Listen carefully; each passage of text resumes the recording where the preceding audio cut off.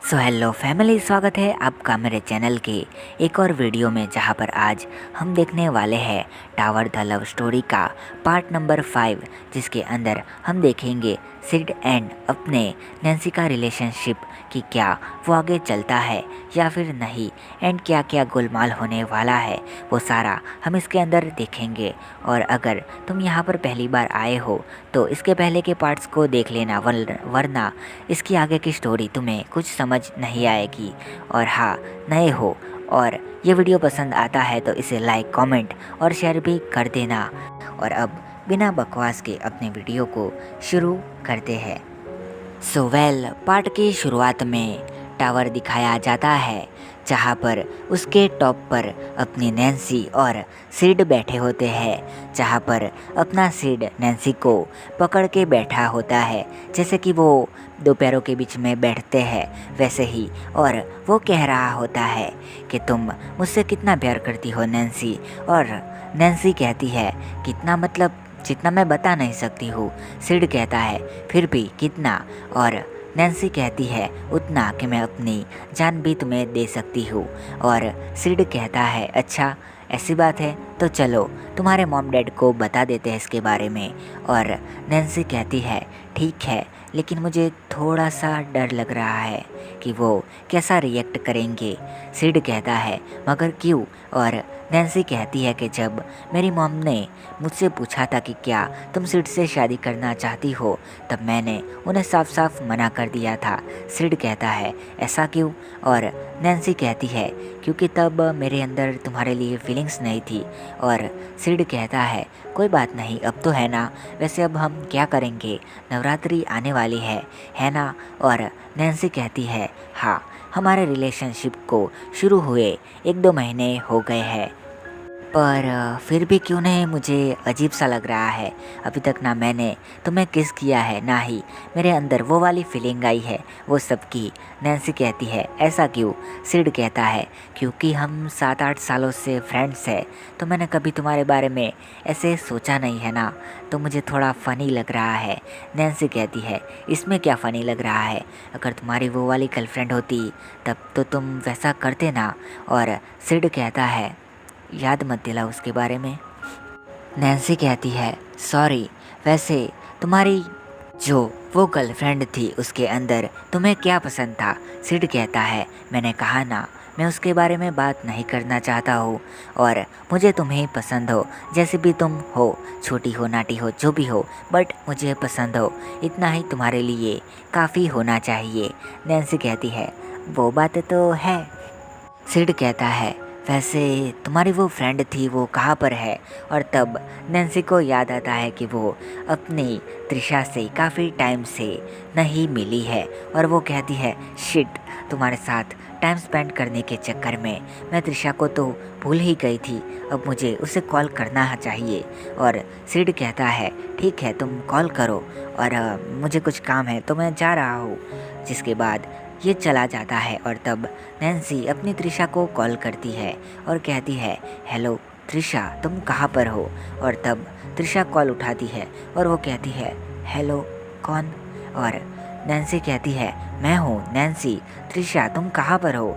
और त्रिशा कहती है, मैं अपने घर पर हूँ, कुछ काम था?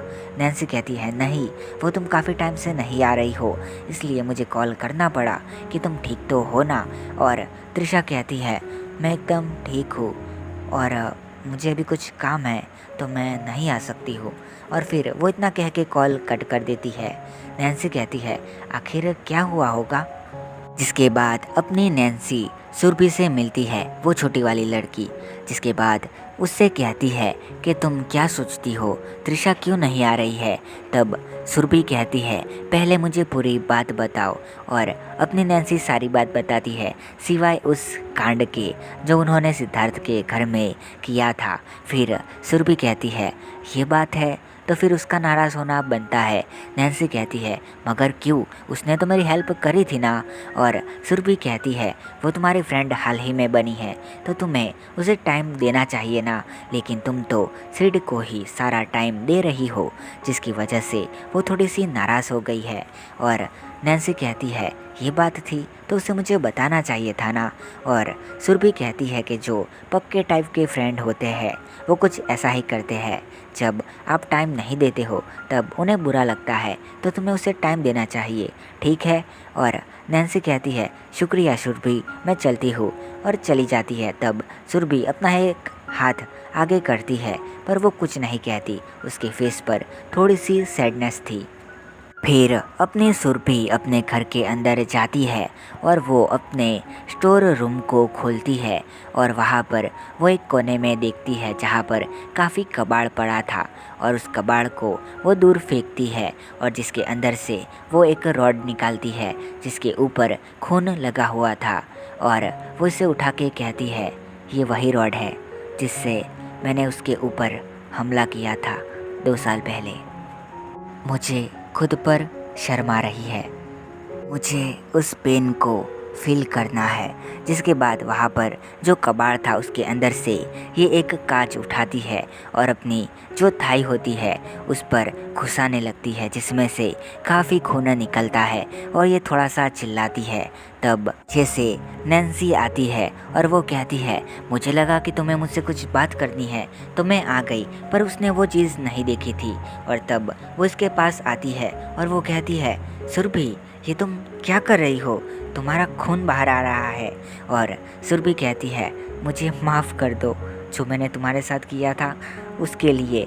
और नैन्सी कहती है मैंने तुम्हें माफ़ कर दिया है, तुम्हें उसके बारे में ज़्यादा सोचने की ज़रूरत नहीं है, मुझे उसके बारे में कोई भी परवाह नहीं है, जो भी था वो था, और मुझे अब चिंता नहीं है कि किसने मेरे साथ क्या किया था। वैसे भी उस चीज़ को बीते हुए 2-3 साल बीत चुके हैं, तो प्लीज़ इसे जाने दो और ऐसी हरकत मेरे साथ मत करो, और प्लीज़ अपने आप को ऐसे परेशान मत करो। और तब अपनी सुरभि इसका पैर पकड़ लेती है और रोने लगती है, एंड वो कहती है प्लीज़ प्लीज़ मुझे माफ़ कर दो, मैं नहीं चाहती थी वो करना पर मुझे करना पड़ा उनके फोर्स में आके, प्लीज़ मुझे माफ़ कर दो। और उसके बाद जो हुआ उसके लिए भी तुम्हें हॉस्पिटल जाना पड़ा। और तब नैन्सी कहती है प्लीज़ ये सारी चीज़ें मुझे अभी याद मत दिलाओ, ये मुझे कुछ और भी याद दिलाती है जब मैंने किसी को खोया था, तो प्लीज़ ये सब याद मत दिलाओ प्लीज़। और ये कहती है ठीक है। फिर अपनी नैन्सी जो उसका रुमाल था वो सुरभि के थाई पर बांध देती है, और फिर वो कहती है अगली बार से ऐसा कुछ मत करना, अगर कुछ हो तो मुझे तुम बता देना। जिसके बाद नैन्सी जाने लगती है और उससे अपने एम्बुलेंस के सायरन सुनाई देते हैं, और वो कहती है हाँ मुझे हॉस्पिटल जाना पड़ा था एक रीज़न की वजह से जिसमें सुरभि भी शामिल थी। तब हॉस्पिटल में मेरा ऑपरेशन पूरा हुआ था, तब मैंने अपनी मॉम से और अपने सिस्टर से ये सुना था कि उसे जाने दीजिए, हमें उसकी कोई भी ज़रूरत नहीं है, वो हमें नहीं चाहिए। और तब से मैं उन दोनों से नफ़रत करती हूँ, पर मैं कभी जताती नहीं हूँ, मैं बस यही दिखाती हूँ कि मैं मजाक करती हूँ, पर मैं उनसे नफ़रत करती हूँ क्योंकि वो कह रहे थे कि मुझे जाने दिया जाए, मुझे मरने दिया जाए, और इसी वजह से मुझे उनसे नफ़रत है। पर जिसे मैंने खोया है उसे। और तभी यहाँ पर सीड आता है जो कहता है हे नैन्सी बैठ जाओ, काफ़ी दूर जाना है तुम्हें। और नैन्सी कहती है कहाँ पर, सीड कहता है कहाँ ना, एक बार बैठ जाओ। और फिर अपनी नैन्सी को सीड कहीं पर ले जाने लगता है, और वो एक बहुत बड़ी प्लेस पे लेके आता है। और नैन्सी देखती है तो वहाँ पर डांडिया ग्राउंड था, मतलब कि नवरात्रि खेलने के लिए जो जगह थी वो। नैन्सी कहती है ये क्या है, सिड कहता है नवरात्रि ग्राउंड, यहाँ पर हम डांस करेंगे ने, वैसे भी 2 दिन में यहाँ पर गरबे शुरू होने वाले हैं। और नैन्सी कहती है हाँ वो तो है, पर मेरे पास कपड़े नहीं है सिड उसके लिए। सिड कहता है चिंता क्यों करती हो, तुम्हारा बॉयफ्रेंड है तो यहाँ पर। और फिर ये दोनों ही एक स्टोर पर जाते हैं जहाँ पर अपनी नैन्सी अपने लिए कपड़े निकलवाती है, और सिड उनको पसंद कर रहा था। और जिसके बाद अपनी नैन्सी अपने सिड के लिए कुर्ता पजामा देखती है, और जो कि अपने सिड को भी काफ़ी पसंद आता है। जिसके बाद ये शॉपिंग करके अपने घर आते हैं और अपने मॉम डैड को ये सारी चीज़ें बताते हैं कि वो क्या लेने गए थे। और यहाँ पर वानी कहती है, हे नैन्सी, अगर तुम बुरा ना मानो तो क्या ये मुझे दोगी? और नैन्सी कहती है, मैं बुरा मानूंगी और मैं बिल्कुल भी तुम्हें ये नहीं दूंगी। और वानी कहती है, नहीं नहीं, तुम्हारे कपड़े नहीं, तुम्हारा बॉयफ्रेंड। और इस पर नैन्सी काफ़ी गुस्सा हो जाती है और वो कहती है, चाहिए तो खुद बना लो ना, मांग क्यों रही हो?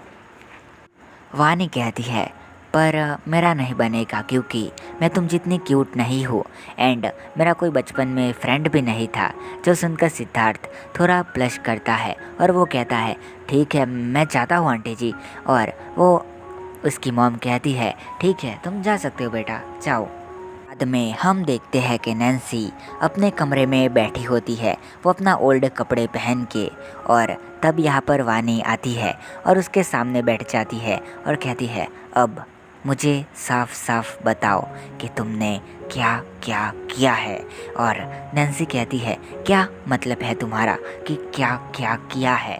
और वानी कहती है, वही जो लड़का लड़की रिलेशनशिप में आने के बाद करते हैं। नैन्सी कहती है, क्या वही जो लड़का लड़की रिलेशनशिप में आने के बाद करते हैं? और तब वानी गुस्सा होते हुए कहती है, काम ऑन यार, वो सब कुछ किस वगैरह। और नैन्सी कहती है, मैंने एक बार भी उसे अभी किस नहीं किया है, हम बस साथ में बैठे हैं, उससे ज़्यादा कुछ नहीं।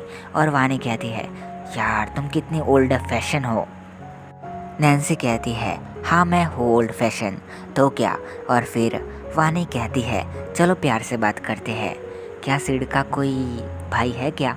और नैन्सी कहती है, तुम मेरे साथ बचपन से हो ना, तो तुम्हें पता होगा कि उसका कोई भाई है या नहीं है। उसका कोई भाई नहीं है, वो अकेला है। और वानी कहती है, तो अच्छा है, तुम्हारा कोई भी जायदाद में हिस्सा नहीं होगा। और नैन्सी कहती है, क्या मतलब है तुम्हारा? और वानी कहती है, सिड अकेला है तो सारी चीज़ें उसे ही मिलेगी और उसकी चीज़ें उसकी वाइफ की होगी, मतलब कि तुम्हारी। नैन्सी कहती है, हाँ वो तो है। इसके बाद रात को अपनी नैन्सी सो रही होती है और फिर नेक्स्ट सीन में हम देखते हैं कि अपनी नैन्सी और त्रिशा दोनों ही बिना कपड़ों के बैठे होते हैं एक दूसरे के गोद में। और तब अपनी जो त्रिशा थी वो नैन्सी के बड़े बड़े को पकड़ लेती है और तब उसे स्क्वीज़ करने लगती है। और नैन्सी कहती है, आराम से करो, दर्द हो रहा है। और वो कहती है, तुम भी करो ना। और नैन्सी भी उसमें जुट जाती है। फिर ये दोनों इंटीमेट हो रहे होते हैं और अचानक से अपनी नैन्सी की नींद खुल जाती है और वो कहती है, सपना था, पहली बार ऐसा कुछ सपना आया है, लेकिन इतना वियर्ड क्यों? सिड के साथ आना चाहिए था ना मुझे, त्रिशा के साथ क्यों नहीं आया? वैसे वो आ क्यों नहीं रही है? मैंने उसे कॉल तो किया था, कल मैं उसे लेने उसके घर जाऊंगी। फिर अगले दिन अपनी नैन्सी त्रिशा को कॉल करती है, पर त्रिशा कहती है कि वो नहीं आ रही है। और नैन्सी कहती है कि मैं अपनी लोकेशन तुम्हें भेजती हूँ, अगर मन करे तो इस जगह पर आ जाना। त्रिशा कहती है, ठीक है, अगर मेरा मन करेगा तो मैं आ जाऊंगी। इसके बाद हम गरबा ग्राउंड में देखते हैं जहाँ पर सभी डांस कर रहे थे, मतलब कि गरबा। और यहाँ पर सुरभि भी आई थी जो पिंक घाघरा और चोली में थी, जिसे देखकर नैन्सी कहती है, तुम भी आज काफ़ी क्यूट लग रही हो। सुरभि कहती है, तुमसे ज़्यादा नहीं, ये येलो ड्रेस तुम पर सूट करती है। और सिड भी आता है, लिया किसने है, ऐसा कहते हुए। और सुरभि कहती है, अच्छा तुमने लिया है ना, तो इसे पहन लेते थे। और ये दोनों ही काफ़ी ज़ोर से हंसने लगती है। फिर सिड कहता है, नैन्सी तुम यहीं रुको, मैं कुछ टाइम में आता हूँ। और फिर ये चला जाता है और अपनी नैन्सी और जो सुरभि थी वो दोनों ही साथ में डांडिया खेलने लगते हैं। थोड़ा टाइम बीतता है और यहाँ पर त्रिशा कहती है, मुझे वहाँ पर जाना चाहिए, क्या पता नैन्सी बुरा मान जाए तो। और फिर वो अपनी स्कूटी निकालती है और उस लोकेशन पर जाने लगती है। और यहाँ पर हम देखते हैं कि सुरभि अकेली थी और वो पानी पीने के लिए आती है, पर अचानक से कोई उसे हाथ पकड़ के जो स्टेज था उसके पीछे ले जाती है। और जो सुरभि थी उसका हाथ पकड़ के उसे दूर गिरा देती है। और जब सुरभि अपने सामने देखती है तो वहाँ पर वही पार्टी वाली लड़कियाँ थी जो हमारे सेकंड पार्ट में थी। जिसने एक देखा है उसे पता है। फिर वो लड़कियाँ कहती है, तो तुम नैन्सी के साथ घूम रही हो? सुरभि कहती है, तुम्हारी प्रॉब्लम क्या है? और वो लड़कियाँ कहती है, इतना सब करने के बाद भी तुम उसकी फ्रेंड बन रही हो, काफ़ी अजीब लड़की हो, तुम वाहियात हो। और सुरभि कहती है, मैं तुम लोगों जैसी नहीं हूँ जो कि किसी को परेशान करने के बाद उसे वैसे ही छोड़ दूँ, वैसे ही हालात में। और ये लड़कियाँ कहती है, काफ़ी ज़बान चल रही है तुम्हारी, तुम्हें कूटना पड़ेगा। और ये सारी लड़कियाँ अपने सुरभि को मारने जाती है। तभी यहाँ पर नैन्सी भी आ जाती है जो कि इनको देख लिया होता है ये सब करते हुए। और वो इसके सामने आके कहती है, इसे छोड़ दो। तब उनमें से एक लड़की कहती है, हे नैन्सी, तुम्हें पता है ना कि इसने तुम्हारे साथ क्या किया था? वो सब जानने के बाद भी तुम इसे प्रोटेक्ट कर रही हो। और नैन्सी कहती है, हाँ, क्योंकि मुझे फ़र्क नहीं पड़ता है। वो लड़कियाँ कहती है, तो फिर तुम्हें अभी भी फ़र्क नहीं पड़ना चाहिए, इसे छोड़ दो हमारे लिए। और नैन्सी कहती है, बिल्कुल भी नहीं, अगर तुम्हें इसे छूना है तो मेरा सामना करना पड़ेगा। और वो लड़कियाँ कहती है, यही बात है तो ठीक है, अब तुम फिर से हमारे सामने बुली होगी और इस बार ये भी तुम्हारे साथ बुली होगी। फिर उनमें से एक लड़की कहती है, वैसे नैन्सी, तुम्हें पता है कि वहाँ पर टीचर को किसने बुलाया था? नैन्सी कहती है, किसने? और ये लड़की कहती है, इस सुरभि ने बुलाया था, वहाँ पर उसकी वजह से ही वो टीचर आया था और तुम बच गई थी। और नैन्सी कहती है, इसने मेरी अनजाने में ही हेल्प की है, लेकिन मैं इसका शुक्रिया अदा करती हूँ, पर इसके बावजूद मैं तुम्हें इसे छूने नहीं दूंगी। और यहाँ पर वो लड़कियाँ घेरा बना के इसकी तरफ आने लगती है और अपनी नैन्सी को ज़ोर से लात मारने वाली होती है। एंड तभी अपने त्रिशा वहाँ पर आ जाती है जो कि लड़कों के कपड़े में थी ऑब्वियसली। और फिर वो उसके लात को पकड़ के उसे दूर फेंक देती है और कहती है, नैन्सी को छूने से पहले तुम्हें मुझे छूना होगा। और दूसरी लड़कियाँ भी कहती है, अब ये कौन है बे? नैन्सी कहती है, त्रिशा, ये मेरा मैटर है, इसमें मत पड़ो प्लीज़। और त्रिशा कहती है, फ्रेंड कहाँ है ना, तो तुम्हारी मुसीबत भी मेरी मुसीबत है और उसे सॉल्व करना मेरा हक है। और फिर वो कहती है, आ जाओ, तुम कुत्ती हो, जितने भी दम है लगा लो और मुझे काटने का ट्राई करो। और फिर जो लड़कियाँ थी 5-6 वो इसके ऊपर टूट पड़ती है, पर अपनी त्रिशा किसी को कहाँ मानने वाली थी और वो इन सब की आसानी से धुलाई कर देती है क्योंकि उसे कराटे भी आते हैं और काफ़ी बुरी तरह से इन सब को मारती है। फिर जो बॉस टाइप की लड़की थी उसके ऊपर बैठ जाती है और कहती है, अब और कोई बचा है क्या पिटाई करने के लिए? और कोई भी है तो उसे बुला लो, मैं फ्री हूँ, अभी तो काफ़ी टाइम है मेरे पास। और फिर ये सारी लड़कियाँ यहाँ से चली जाती है। अब वो किसी को बता भी नहीं सकती है कि उनकी पिटाई हुई है, कारण तो आपको पता ही है कि क्यों मारा गया है। और अपनी नैन्सी त्रिशा के गले लग जाती है और कहती है, थैंक यू ऐसे टाइम पर आके मेरी हेल्प करने के लिए। और त्रिशा कहती है, बेवकूफ़ कहीं की, पता है ना फ्रेंडशिप में no sorry no thank you, बस हेल्प करो। और तब सुरभि कहती है, शुक्रिया तुम्हारा भी नैन्सी मेरी हेल्प करने के लिए। और नैन्सी कहती है, तुम्हारा भी शुक्रिया उस वक्त टीचर को बुलाने के लिए। और सुरभि कहती है, वो कोई बड़ी बात नहीं थी। ये तीनों जाने लगते हैं और नैन्सी सुरभि से कहती है कि सुरभि, तुम यहाँ से चली जाओ, मुझे थोड़ा सा काम है तो मैं उसे निपटा के आती हूँ। और सुरभि कहती है, लेकिन तुम अकेली, अगर वो लड़कियाँ फिर से आ गई तो? नैन्सी कहती है, क्यों चिंता करती हो, मेरी बॉडीगार्ड मेरे साथ तो है। त्रिशा कहती है, हाँ तुम्हारी बॉडीगार्ड तुम्हारे साथ है, चिंता नहीं है, तुम जा सकती हो सुरभि, मैं यहाँ पर हूँ। और फिर सुरभि यहाँ से चली जाती है और त्रिशा कहती है, अब बोलो मेरा क्या काम था? और अपनी नैन्सी कहती है, छोटा सा काम है। और फिर यहाँ पर वो अकेली खड़ी होती है, मतलब कि त्रिशा, और वहाँ अपना सिड आता है जो कि इसे जानता है और कहता है, हे तुम यहाँ पर हो, नैन्सी को देखा कहीं पर है वो। और फिर अपनी त्रिशा कहती है उस तरफ और उसी जो बोर्ड था उसके पीछे उसे भेजती है जहाँ पर नैन्सी खड़ी थी। फिर सिड कहता है, नैन्सी तुम इस अंधेरे में यहाँ पर क्यों खड़ी हो। और फिर हमें वो सीन दिखाया जाता है जहाँ पर नैन्सी कहती है, हे त्रिशा मेरी हेल्प करोगी। जैसे ही सिड आए उसे उस जगह पर भेज देना, मुझे उससे कुछ बात करनी है। त्रिशा कहती है ठीक है तुम जाओ। और फिर यहाँ पर सिड कहता है, हाँ बोलो तुम्हें कुछ काम था क्या। और नैन्सी कहती है कुछ भी नहीं, और अपना जो बाल था उसे अपने कानों के पीछे जाने देती है। और सिड उसे कहता है तुम कुछ करना चाहती हो। और नैन्सी अपना सर नीचे करती है और थोड़ा सा ब्लश करती है। फिर सिड इसके पास आता है और इसके कमर में हाथ रख देता है और नैन्सी भी इसके सर पर हाथ रखती है और ये दोनों ही किस करने चाहते हैं। तभी सिड को अपनी सोनाली याद आती है और वो अपनी नैन्सी को दूर कर देता है और वो कहता है सॉरी मुझसे नहीं हो रहा है, मैं ट्राई कर रहा हूँ उसे भुलाने का पर मुझसे नहीं हो रहा है। नैन्सी कहती है कोई बात नहीं फिर कभी ट्राई करेंगे।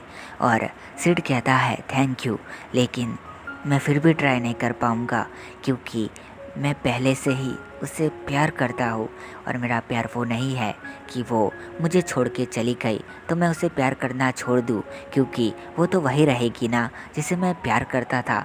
अगर मैं उसे नफ़रत करूँगा तो इसका मतलब ही क्या हुआ प्यार का। नैन्सी कहती है तुम्हारी बात काफ़ी गहरी है सिड, कोई बात नहीं, जब तुम पूरी तरह से उस पर गिव अप कर दो तब हम आगे ट्राई करेंगे कुछ करने का। सिड कहता है अगर तुम्हें बुरा लग रहा है तो कोई बात नहीं, मैं कर सकता हूँ। नैन्सी कहती है प्लीज़ पहले ठीक हो जाओ उसके बाद। और नैन्सी त्रिशा के पास जाने लगती है। तब वो जब त्रिशा के पास जाती है तो वो देखती है कि उसका जो कान का एक झुमका है वो मिसिंग था और वो कहती है मैं अभी लेके आई। फिर जैसे ही अपनी नैन्सी अपने झुमके को लेने जाती है तब वो देखती है कि अपना सिड उल्टा खड़ा होके थोड़ा सा रोने जैसा हो गया होता है और वो नीचे बैठ जाता है। तब नैन्सी थोड़ा नीचे झुककर देखती है कि सिड के आंखों से आंसू आ रहे होते हैं और उसके मुंह से सिर्फ सोनाली ही निकल रहा होता है। और नैन्सी वहाँ पर स्तब्ध हो जाती है, मतलब कि वही के वही शॉक हो जाती है और वो खड़ी रहती है। फिर वो अपनी त्रिशा के पास आती है और वो काफ़ी सैड थी। त्रिशा कहती है क्या हुआ नैन्सी, और नैन्सी कहती है कुछ नहीं। त्रिशा कहती है बिना कुछ हुए तुम इतना सैड नहीं हो सकती हो, तो साफ साफ मुझे बता दो कि तुम्हारे साथ क्या हुआ है।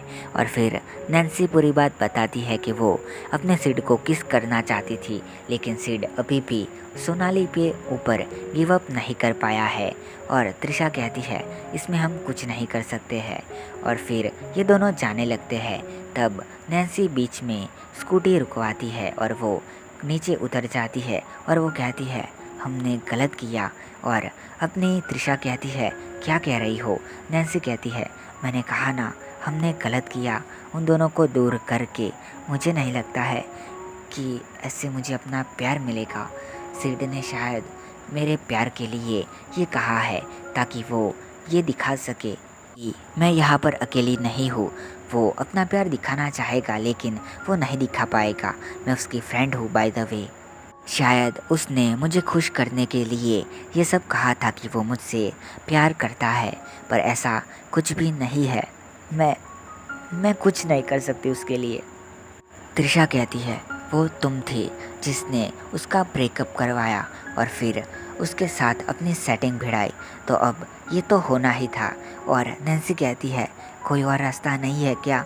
और त्रिशा कहती है एक ही रास्ता है, लेकिन इससे सिड तुमसे नफ़रत करने लगेगा, तुम्हें पूरी बात उसे बतानी होगी। और नैन्सी कहती है मुझे परवाह नहीं है, बस मैं सिड को खुश देखना चाहती हूँ। क्या हुआ अगर उसने मुझे प्यार नहीं किया है, लेकिन मैं तो करती हूँ ना। त्रिशा कहती है ठीक है हम करेंगे, फिर से उनका पैचअप करवाएंगे। और नैन्सी कहती है तुम मेरा एक काम करोगी। त्रिशा कहती है हाँ बोलो बोलो, मैं तुम्हारा काम करूँगी। और नैन्सी कहती है प्लीज़, ये थोड़ा ऑकवर्ड है पर मुझे किस करोगी, मुझे काफ़ी टेंशन फील हो रहा है। और त्रिशा कहती है लेकिन अभी तुम ठीक कंडीशन में नहीं हो तो मैं कैसे करूं। और नैन्सी कहती है मैंने कहा ना प्लीज़ मुझे करो। और फिर अपनी त्रिशा इसके पास आने लगती है और इसके कमर में हाथ लगा देती है और एक हाथ उसके कंधे पर था और अपनी नैन्सी का सर थोड़ा ऊपर करती है और त्रिशा इसके पास जाने लगती है और इसे किस कर लेती है। तब अपनी नैन्सी को थोड़ा अजीब सा फील होता है और उसकी आंखों से थोड़े से आंसू निकल जाते हैं। त्रिशा कहती है कि क्या हुआ, कुछ गलत किया मैंने। और नैन्सी कहती है कुछ भी नहीं, बस मुझे अच्छा फील हुआ, चलो अपने काम पर लग जाते हैं। और फिर से ये उसी जगह पर वापस लौट जाते हैं और सिड को एक जगह पर बैठा पाते हैं जो कि अभी भी सैड था। और वो कहती है सिड क्या मुझे सोनाली का नंबर मिलेगा। और सिड कहता है तुम्हें क्यों चाहिए। नैन्सी कहती है बस मुझे कुछ बातें करनी है, कुछ पूछना है। और सिड कहता है ठीक है।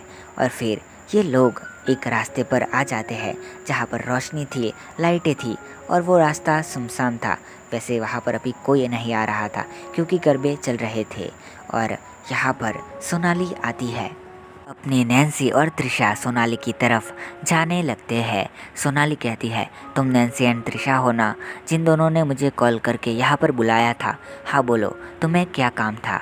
और नैन्सी कहती है मुझे तुम्हारे साथ सिड के बारे में कुछ बात करनी थी। सोनाली कहती है मुझे उसके बारे में कोई भी बात नहीं करनी है, इनफ काफ़ी हो गया हमारे बीच में। और नैन्सी कहती है सच बात तो यह है कि मैंने तुम्हारा ब्रेकअप करवाया है। सोनाली कहती है क्या तुमने मेरा ब्रेकअप करवाया है, हाउ, कैसे कैसे। और त्रिशा कहती है मैं बता दूँ क्या। और नैन्सी कहती है बता दो, मुझे तो शर्म आ रही है। और अपनी नैन्सी कहती है हे सिड उस तरफ घूम जाना। और सिड दूसरी तरफ घूम जाता है। और फिर त्रिशा कहती है ऐसे और अपने बटन खोल देती है और अपना जो ब्रा था उसे निकालने का ट्राई करती है। और सोनाली को कुछ याद आता है और वो कहती है अच्छा तो वो तुम्हारा था, मतलब कि तुम दोनों ने हमें अलग करने का प्लान किया था। और नैन्सी कहती है मुझे पता है मैंने गलती की है पर मुझे माफ़ कर दो। और त्रिशा भी माफ़ी मांगती है इसके साथ। और सोनाली कहती है मुझे तुमसे कोई शिकवा नहीं है त्रिशा, पर इस नैन्सी से मुझे घिन हो रही है। उसने सिर्फ सिड को पाने के लिए ये सब किया। त्रिशा क्या तुम थोड़ी देर साइड हो जाओगी। और कहती है अगर तुम बुरा ना मानो तो क्या मैं से 2-4 चाटे दे सकती हूँ। त्रिशा कहती है नहीं। और नैन्सी कहती है प्लीज़ त्रिशा कुछ मत बोलो, करने दो इसे जो करती है। और त्रिशा भी कहती है ठीक है। और वो दूसरी तरफ घूम जाती है। और फिर अपनी जो सोनाली थी वो अपनी नैन्सी को बहुत खींच खींच के चाटे मारने लगती है। और फिर वो अपने सिड के पास जाती है और कहती है बेवकूफ़ कहीं के, मुझे समझा नहीं सकते थे कि इसमें तुम्हारी कोई गलती नहीं है। अगर तुमने पहले सच बता दिया होता तो ये सब नहीं होता। और सिड कहता है मुझे भी इसके बारे में अभी पता चला, इसने मुझे नहीं बताया था कि उसने ये सब किया था। और सिड उसके पास जाता है और कहता है नैन्सी मुझे शर्म आ रही है कि तुम मेरी दोस्त हो, सिर्फ तुमने मुझे पाने के लिए ये सब किया, आई हेट यू। और अपनी नैन्सी को एक चाटा मार के वो भी यहाँ से अपनी सोनाली के साथ चला जाता है। और जाते टाइम वो एक बार भी अपनी नैन्सी की तरफ नहीं देखता है। और नैन्सी अपने दोनों घुटनों पर बैठ जाती है और फिर एकदम से नीचे गिर जाती है। और तब त्रिशा उसे उठाती है और नैन्सी कहती है मुझे एक बात कहनी है तुमसे। त्रिशा कहती है हाँ बोलो। और तब अपनी नैन्सी को एक सीन याद आता है जहाँ पर कोई उसे गालियाँ दे रहा था जो कि वही लड़कियाँ थी। और प्रेजेंट में अपनी नैन्सी कहती है मैं तुमसे कहना चाहती थी हूँ। और इसी आधी लाइन के साथ ये पार्ट यहाँ पर ख़त्म होता है। सो देखते हैं नेक्स्ट पार्ट में कि अपनी नैन्सी इससे क्या कहेगी और क्या सिड आगे जाके अपनी नैन्सी के साथ बात करेगा और सोनाली अपनी ईर्ष्या को किस तरह से इसके ऊपर निकालेगी, क्योंकि सोनाली का गुस्सा अभी भी शांत नहीं हुआ है। और त्रिशा इसके लिए और क्या क्या करेगी देखते हैं नेक्स्ट पार्ट में। और अगर पसंद आ गया तो इसे लाइक शेयर और कमेंट कर देना, मैं तो बस यही मांगता हूँ। और हाँ शेयर ना करोगे तो चलेगा लेकिन इसे लाइक और कमेंट तो ज़रूर करना प्लीज़ प्लीज़, एक लाइक और एक कमेंट मिलते हैं नेक्स्ट वीडियो में, तब तक के लिए बाय और सायोनारा।